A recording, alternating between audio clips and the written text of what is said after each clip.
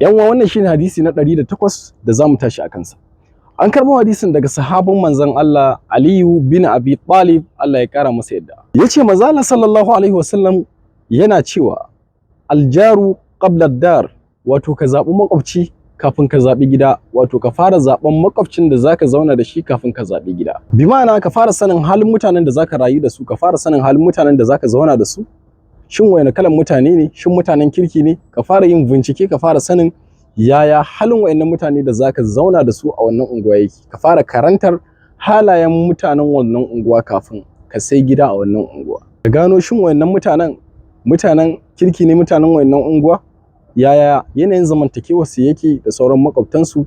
Ya yanayin halayyar su yake? Saboda makwabci zai zamtowa fitina a gare ka idan mara kyau ne, sannan kuma zai zamtowa rahama a gare ka idan kuma mai kyau ne. Na biyun su kuma shine ar-rafiq qabla at-tariqi, wato ka nemi abokin tafiya kafin hanya. Anan sabon mazala yana nufin ka nemi mutum na gari, mai aminci, mai amana, wanda zai iya taimaka maka a hanyarka, ba wanda zai iya cutar da kai ba. Saboda abokin tafiya mai kyau zai iya amfanar da kai, sannan kuma abokin tafiya mara kyau zai iya cutar da kai. Fatan mun amfana da wannan hadisi. Baihaqi ne ya rawaito wannan hadisi. Idan ya kasance mun amfana da wannan hadisi, mu yada shi wa sauran al'ummar musulmi. Allah ya sada mu da ladan. Wassalamu alaikum. Masha Allah.